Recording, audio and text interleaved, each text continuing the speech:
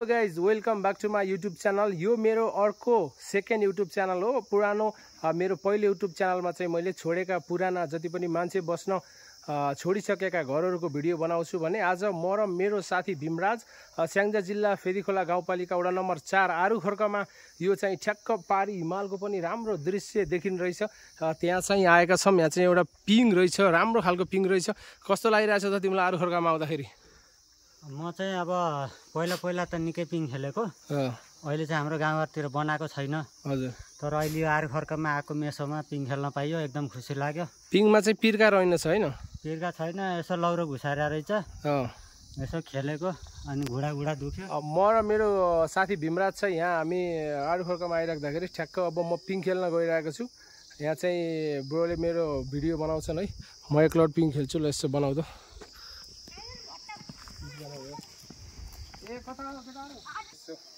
धेरै पछि म पनि लगभग अहिले 2-3 वर्षपछि पिङ खेल्न गइरहेको छु। अब सिधा छ कि बाङ्गो छ, पिङ कस्तो छ हैन, पिर्का त्यति रहेनछ।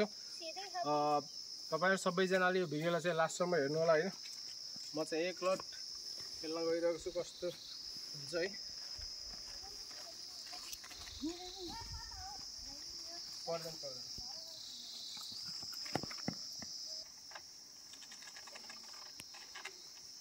अझै नजिकबाट बनाऊ, काटेर बनाऊ।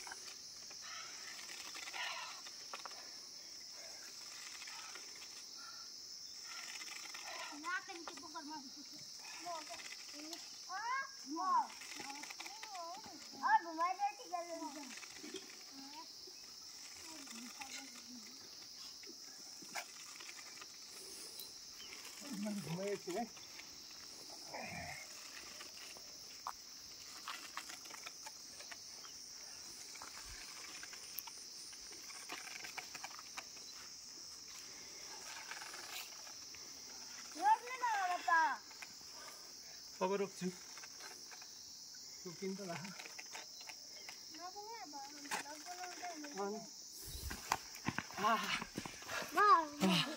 यस्तो गाह्रो भयो कि एनर्जी जिरो भइसक्यो, सबै एनर्जी गयो। केटाहरू छन् यस्तो, केटाहरू पनि खेलेर धेरै पछि पिङ खेलेको है। के अरे कहाँ भैली खेल्न तिमीहरू कतिजना? तिम्रो वहीँ हो उतै हो? उता हामी कोटा डाँडातिर। ए तिम्रो नाम के हो त नि? तिम्रो? सुगम्बिका। ए 4 जना मात्रै भइल खेल्ने? 4 जना मात्रै हुँदो रहेछ? कति उठ्दैन पैसा? 700-800 उठ्यो। 700-800 उठाइसकेछन् केटाहरूले। हामी चाहिँ भिडियो बनाउँदैछौँ। यो युट्युबको भिडियोबाट 700-800 आउँछ कि आउँदैन गाई चाहिँ आजलाई यति गर्दै बिदा माग्न चाहन्छु। नेक्स्ट भ्लग चाहिँ हेर्नु होला है।